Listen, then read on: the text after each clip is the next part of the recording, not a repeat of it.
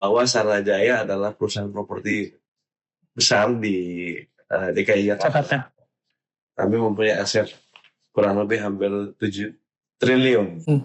Dan ini menjadi kekuatan kita Saranajaya untuk membangun properti yang baik, bagus, dan terjangkau bagi masyarakat Jakarta khususnya. Saranajaya ingin bagaimana masyarakat Jakarta maupun umum Indonesia ini paham betul dengan feels daripada produk Saranajaya. Dan selama ini yang banyak yang swasta-swasta besar. Nah, sehingga kami hadirkan bahwa Saranajaya juga punya feel itu. Kita hadirkan. Tidak hanya sebatas kalau dibilang wah ini perusahaan daerah yang kolot. Kita lagi membangun komunitas. Komunitas food hub namanya. Food hub. Ya, ada di tanah. Semacam food court gitu. Ya.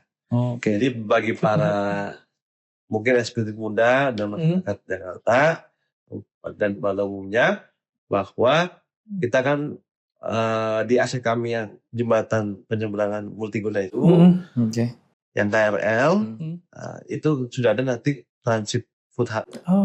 Di samping stasiun berarti? Di samping pas, langsung nyambung sama jembatan. Itu ada makanan, kemudian ada jualan komersil lainnya.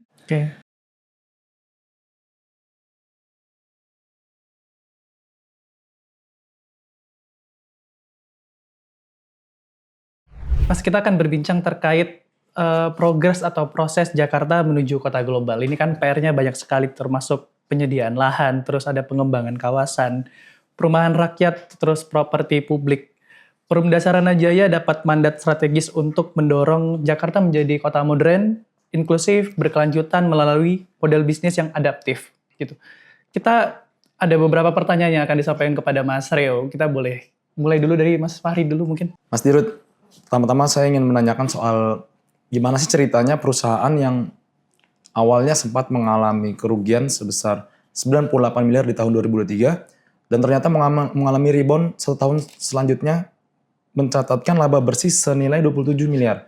Ini gimana ceritanya? Apa aja langkah yang dilakukan oleh perusahaan saat itu? Ya, baik. Jadi sebelumnya saya waktu itu di 2023 pertengahan ya.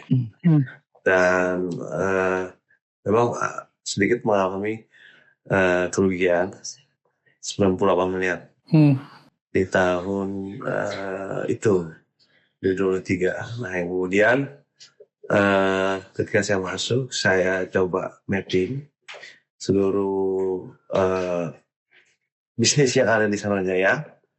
Itu yang pertama di aset-aset kita. Dan Saranajaya ini kan perusahaan BUMD yang berdiri tahun 1960. 60-an ya. 65. Awalnya perusahaan tanah dan bangunan, terus berubah menjadi Saranajaya tahun 1982.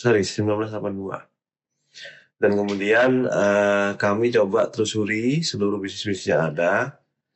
Dan kami perbaiki one by one setelah di mapping sehingga seluruh bisnis itu yang tadinya minus sekarang jadi positif. Nah positif itu juga ada sebuah SOP yang harus kita bangun, yang ada yang belum kita buat SOP dan ini menjadikan culture di perusahaan itu menjadi baik positif. Lebih rapi gitu Mas. Lebih rapi.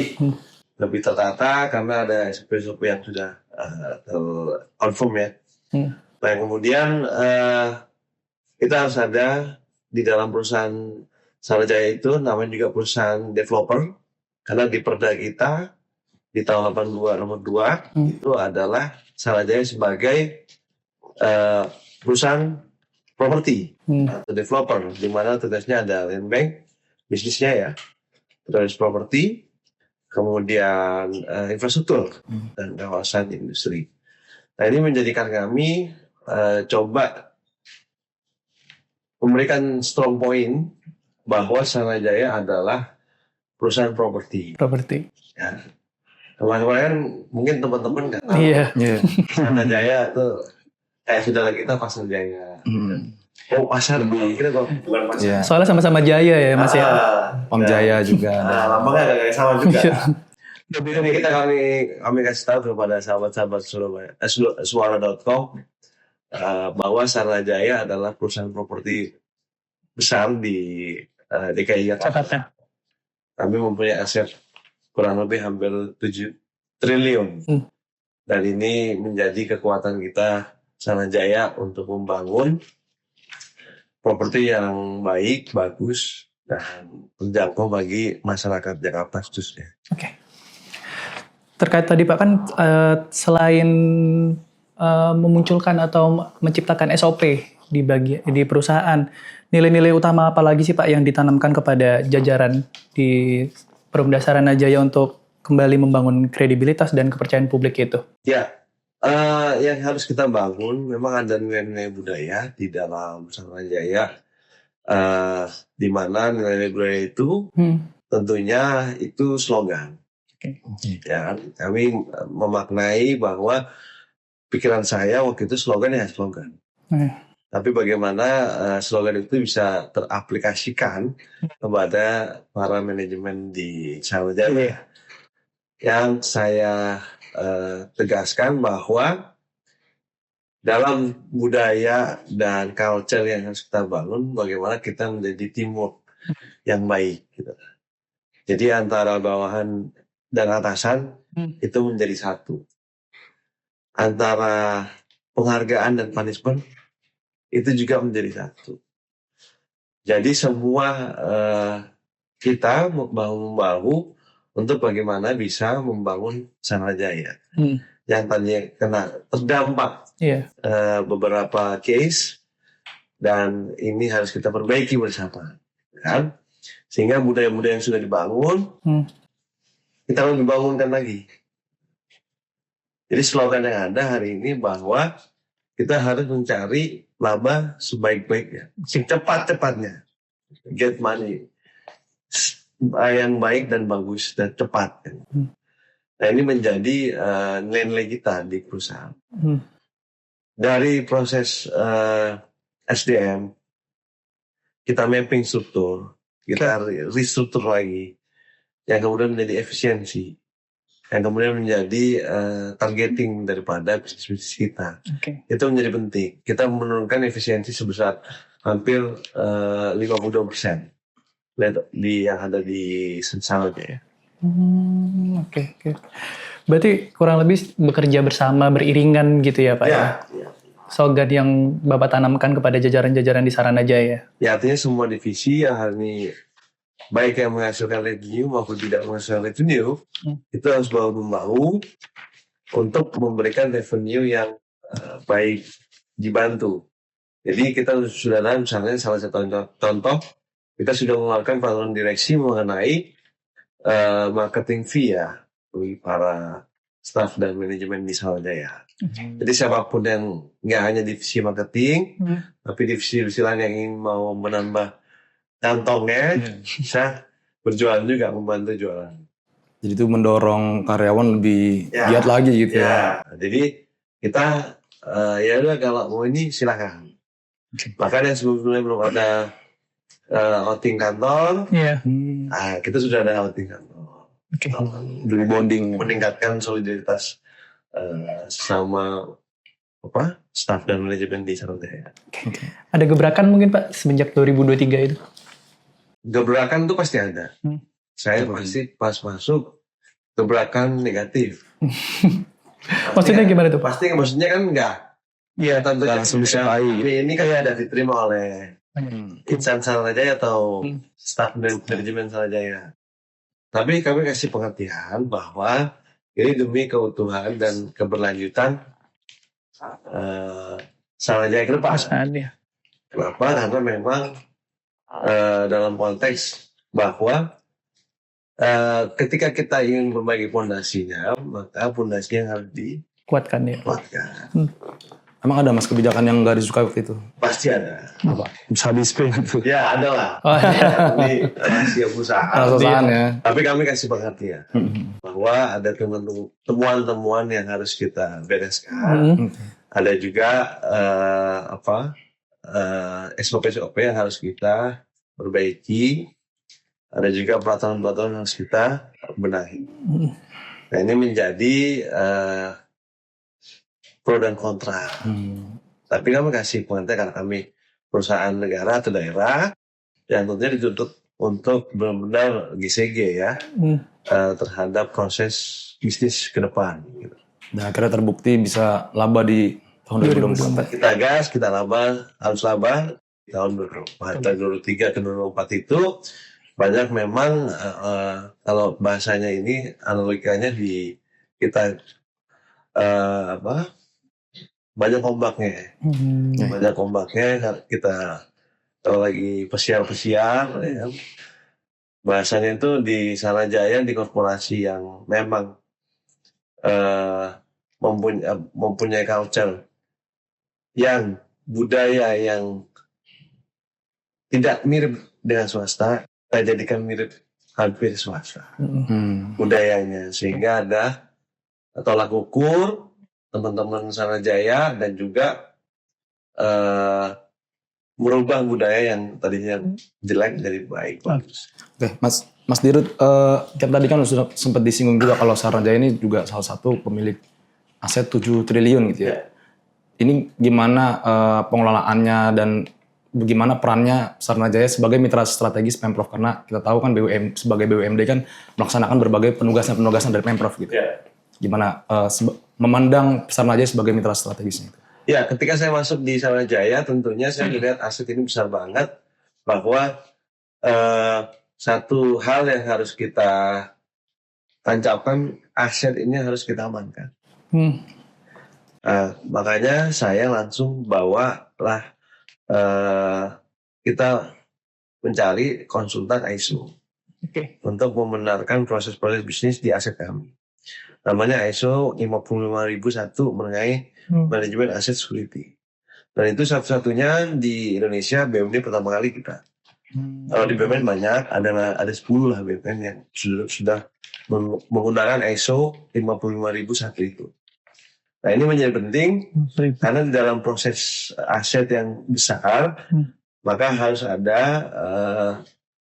tabulasi dan list tabulasi ke depan seperti apa, optimalisasi asetnya bagaimana, dan ini menjadi pengamanan aset bagi kita. Kemudian pemeliharaan aset, kemudian asetnya harus tumbuh dengan sendirinya dan tumbuh untuk menghasilkan sesuatu. Ini terus kita develop sampai detik ini. Nah, ISO 55001 itu sudah kita tancapkan di pertengahan 2024. Jadi udah ada sertifikasi. Bahkan tidak hanya korporasinya, Sanajaya dan teman-teman yang mengidentifikasi aset juga diberikan sertifikasi ISO 55001 itu. Untuk sinergitas dalam proses kita kepada Pemprov, tentunya kita sebagai anak bahasanya, anak kandung daripada Pemprov DKI Jakarta, maka kita memberikan yang terbaik dong untuk orang tua. Apa? Yaitu bagaimana kita berinovasi, berkreativitas, menghadirkan proses-proses bisnis yang baik dan bagus. Kami ada hunian terjangkau di Pondok Kelapa dengan Cilangkap. Kami ada commercial property juga, townhouse di daerah Ciputat. Dan kami ada beberapa properti, ada mall, Atrium Senen, Timur Junction, kemudian Pondok Kelapa Square, perkantoran di Cikini, Tebet, di pusat. Jadi kami menghadirkan inovasi-inovasi bagaimana bisa membantu masyarakat DKI, memberikan pelayanan, fasilitas perkantoran, ya kan, kemudian menjadikan masyarakat bisa mempunyai rumah juga, hunian terjangkau, dan juga ada yang komersilnya. Ini kita memberikan yang terbaik untuk masyarakat. Jadi banyak opsi ya gitu ya Mas ya. Tadi sempat disinggung soal hunian terjangkau Mas. Ini agak nyerempet dikit dengan programnya pemerintah pusat tentang program nasional 3 juta rumah Mas. Oke. Ini sejauh mana sih Mas kontribusinya Saranajaya dalam upayanya untuk menurunkan backlog perumahan di Jakarta, Mas?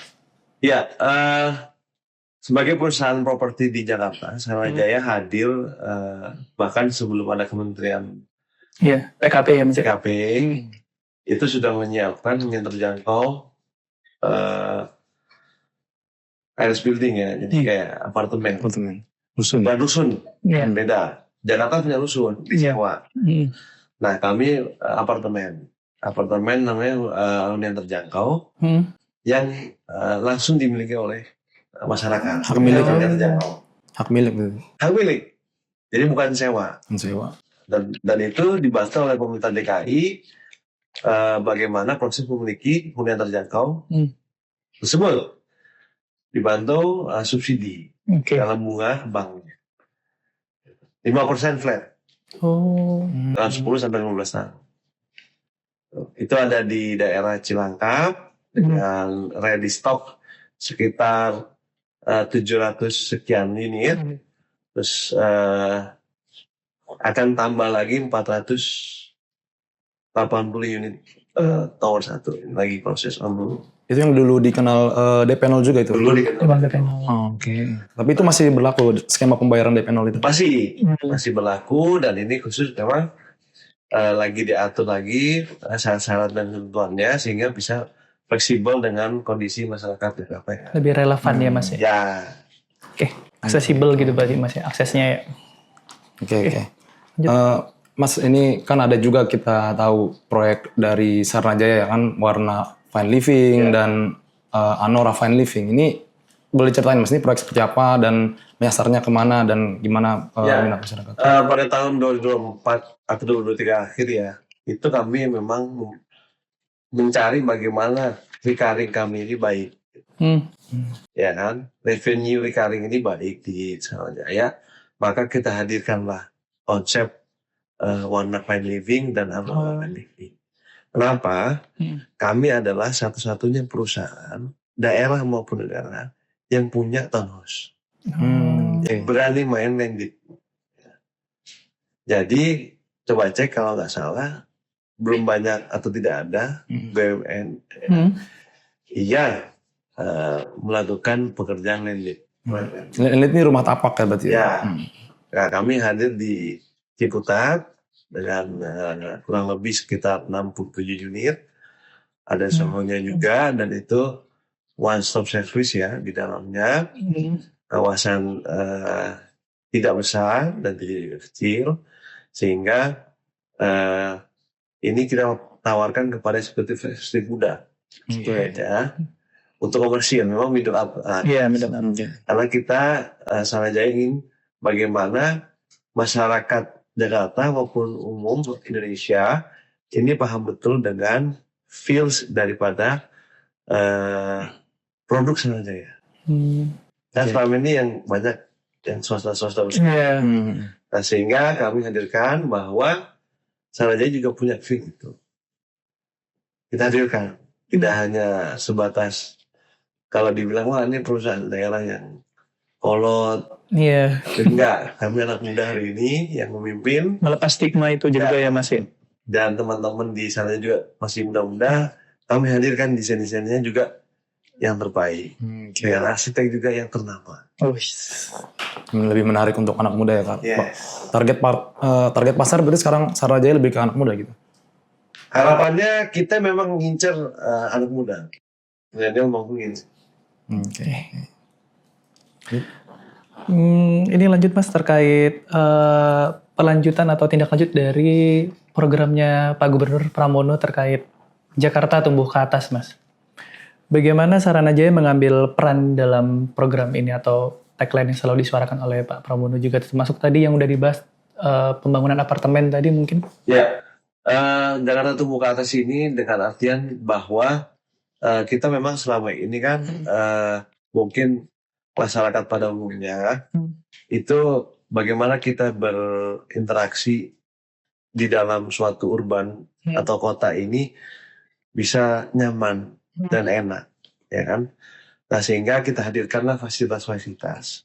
Saranajaya menghadirkan hunian, kantoran, mall, yang ada hari ini. Hmm. Yang kemudian kita tangkap dengan pesannya Pak Gubernur, Pak Pramono Anung, bahwa kita akan bangun ke depannya itu Park and Ride Oke. di ujung-ujung Oh. yang nantinya ada di Lebak Bulus. Ya, biasa kan. Nah, Park and Ride itu sebagai sumber transit ya kan daripada masyarakat dari ujung ke tengah. Gitu lah. Jadi yang Pak Gubernur arahkan bahwa Park and Ride bukan di tengah tapi di ujung. Jakarta Selatan ujung, Jakarta Timur ujung, Jakarta Barat ujung. Nah, alhamdulillah kita lagi proses perencanaan. Insya Allah tahun ini juga akan memberikan fasilitas Park and Ride itu di aset kami yang ada di ujung selatan. Lebak Bulus tadi. Kan dekat warna Van Living itu. Oh. Oke. Nah, harapannya itu menjadi TOD, Lebak Bulus. Menjadi TOD bener-bener TOD. Di situ di TOD itu ada perkantoran, mall, commercial area, sport area, dan Baik. Jadi lengkap Mas ya. Jadi beli rumahnya di Warna Town Living itu, parkir kendaraan di Park and Ride, kantor bisa di Jakarta Pusat. Beli rumah di Warna, parkirnya gratis di Park and Ride kita. Oh jadi gratis kalau di Bisa nanti. Bisa ya, untuk penghuni gitu ya? Ya, untuk penghuni. Nah, ya. Targetnya kira-kira kapan? Target kita kejar akhir tahun ini deh. Oke. Untuk Park and Ride itu? Kita udah dapat mitra Park and Ride. strategis untuk teknologi parking Oh. nanti atas. Oke. Itu yang pernah dikunjungi Pak Wagub gitu ya, yang di Lebak Bulus. Betul. Ya. Betul. Mas, untuk ini kan kita kan lagi dalam masa transisi juga sebagai Jakarta yang nantinya akan melepas status ibu kota. Gitu. Ya. Nah, udah ada gambaran belum nih dari Saranajaya nih, ketika Jakarta udah nggak jadi ibu kota, apa yang akan dilakukan nantinya oleh perusahaan? Apa udah ada instruksi juga kah dari gubernur atau pemprov gitu? Kita hadir selalu siap apapun kondisi. Tapi kacamata kita adalah bisnis oriented. Artinya kacamata bisnis oriented juga di sisi lain kita harus menjadi service government services ya kan. Nah sehingga apapun kebijakan yang nanti diberikan kepada kami harus siap dan beradaptasi dalam kontekstual bagaimana bisnis ke depan. Oke. Ya. Nah, mau pindah atau tidak, karena Jakarta adalah sebuah kota metropolitan hari ini. Ya kan? Nanti ditingkatkan lagi menjadi kota Global. Kata global. Nah, ini menuju ke arah sana, kami udah siap. Apa hal-hal yang bisa bikin kita siap? Bahwa instrumen bisnis, inovasi, kreativitas, dan lain-lain itu kita persiapkan. Kita bangun kayak misalnya hari ini bagaimana aset kita ini bisa termanage dengan baik dan bisa nyari duit sendiri. Gitu. Kenapa? Karena kebutuhan kota metropolitan atau kota global itu banyak. Baik dari sisi komersil maupun dari sisi services. Nah, sehingga apa yang kita ambil? Jasa services. Apa? Di sini banyak gedung-gedung. Di Jakarta banyak gedung-gedung. Nah, gedung-gedung itu hanya sebuah bisnis baru kita. Kita menghadirkan sebuah IT Management System Solution. Di situ ada building management.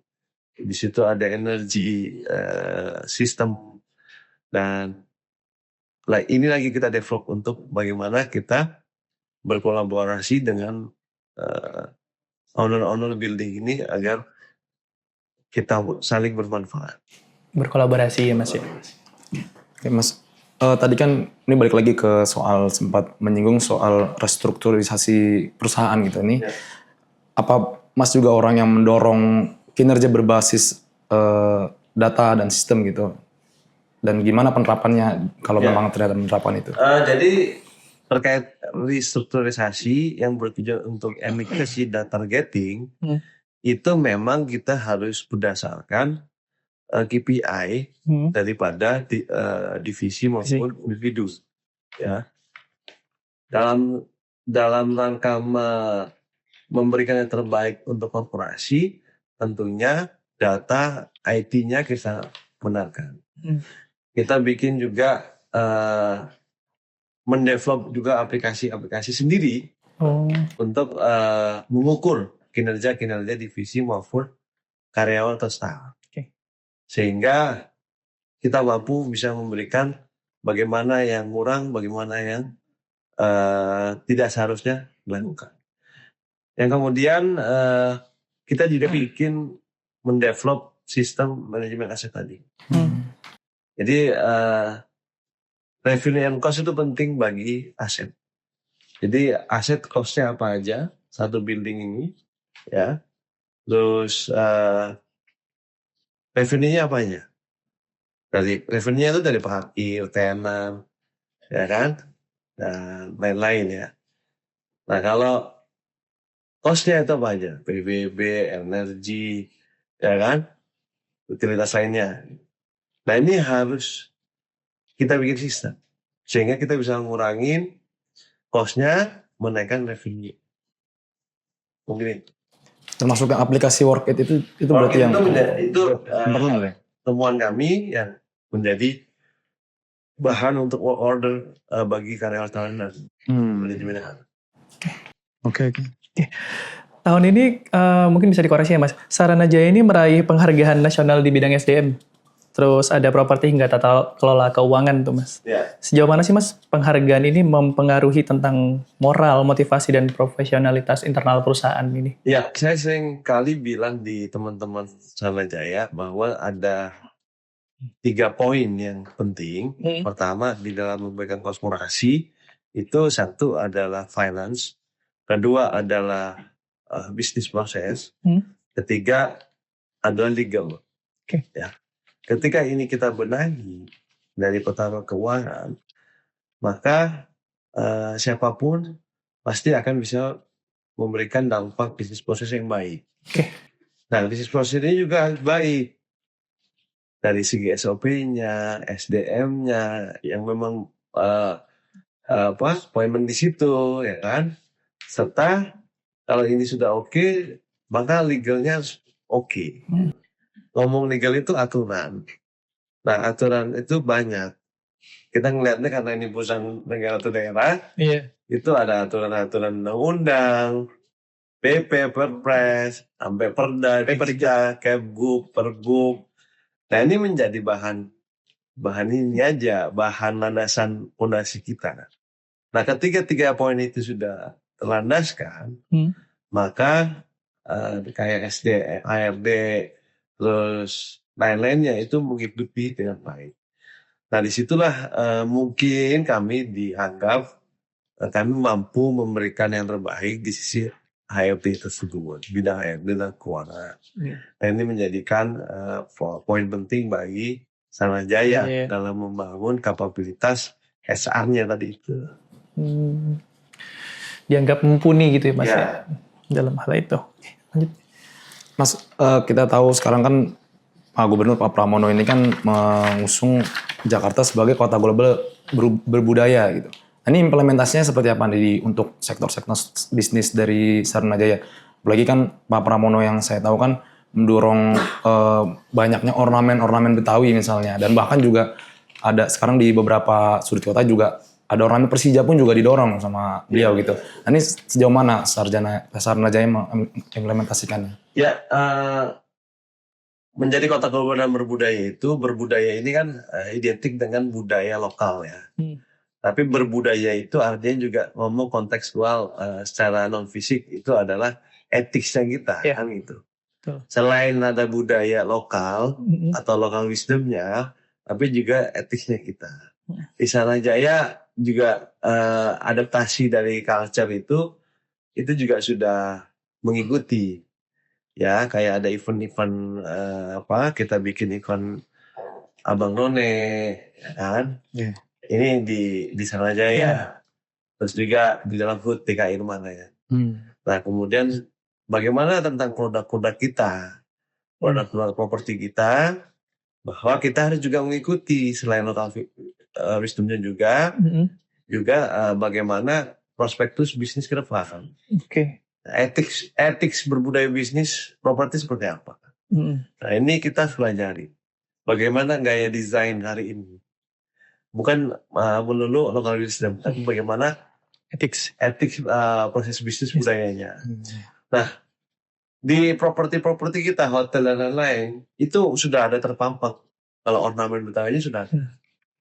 Itu kita harus gitu. Tapi kita harus bagaimana membangun itu. Tidak hanya slogan ya tadi saya bilang, tidak hanya ornamen itu, tapi orang Betawi itu kan orang ramah dan sopan santunnya ada, serta bekerja keras. Itu yang saya tahu ya. Nah, budaya itu harus kita munculkan di teman-teman tentang maupun produk-produk kita.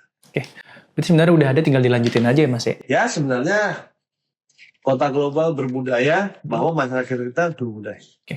Masyarakat Betawi, karena budaya Betawi adalah budaya orang yang energik, orang yang kerja keras, orang yang sopan santun baik. Mas, ada proyek flagship nggak nih yang lagi dikerjain oleh Saranajaya sekarang?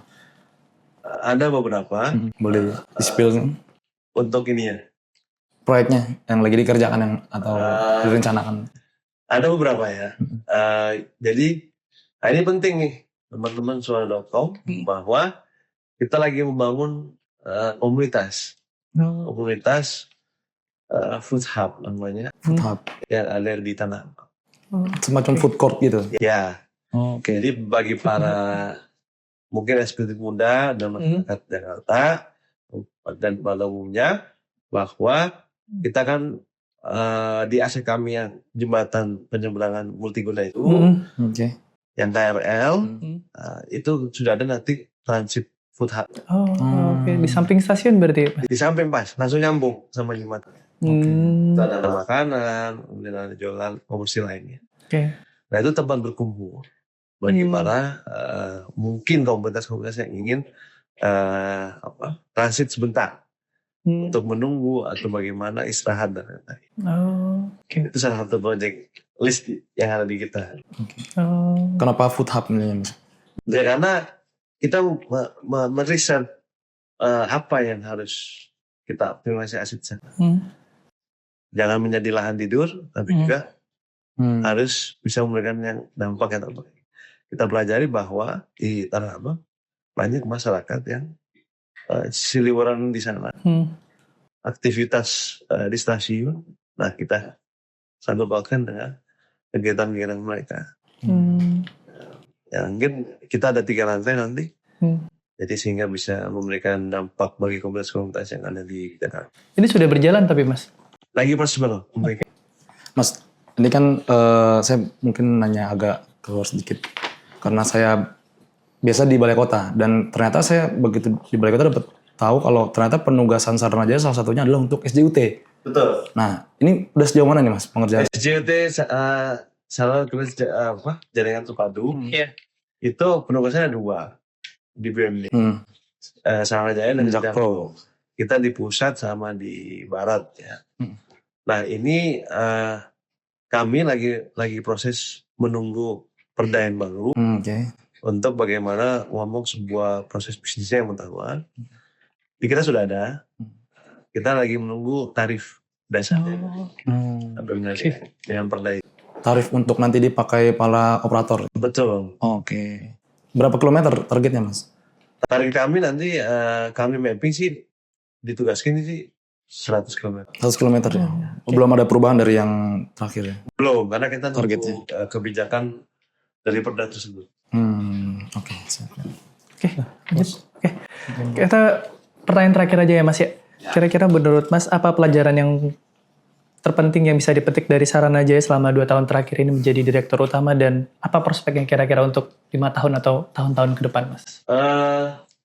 Yang pertama saya juga learning by doing ya di Saranajaya, jadi direktur utama. Banyak tantangan ya, dan juga banyak selain tantangan juga banyak peluang. Ya. Dimana tantangan itu ada yang berhasil, ada yang itu wajar.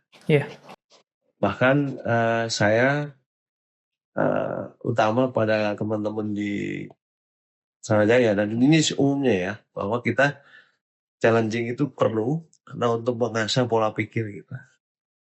Pola pikir yang ada hari ini kalau nggak ada tantangannya nggak keasah. Iya. Ya kan? Sepakat ya? Sehingga perlu ada benturan-benturan yang membuat kita introspeksi diri dan berpikir untuk ke depannya. Oke. Ya, sistem-sistem ada mungkin kekurangan, ada kesalahan, kita perbaiki dengan baik. Apalagi Mas Jarod kan ternyata dilantik masih cukup muda ya, umur 38 tahun ya dari Iya, betul. Iya. karena anak muda kan suka tantangan gitu. Iya. Mas. Makanya sangat relate dengan generasi milenial Gen Z Betul. yang kebutuhan-kebutuhan deh. Jadi masih ya mungkin masih muda lah kita bilangnya. Iya. Dan ini menjadikan saya pribadi bekerja keras untuk bisa memberikan yang terbaik buat korporasi dan teman-teman SJ dan masyarakat Jakarta khususnya. Terima kasih Mas Rio sudah mau berkenan berbincang dengan suara.com. Teman-teman, itu tadi perbincangan kita, hasil wawancara kita dengan Mas Rio Putra, Direktur Utama Perum Dasarana Jaya. Terima kasih sudah menyaksikan podcast Eksekutif Talk suara.com. Saya Raka. Saya Fahri. Kami pamit undur diri, sampai jumpa.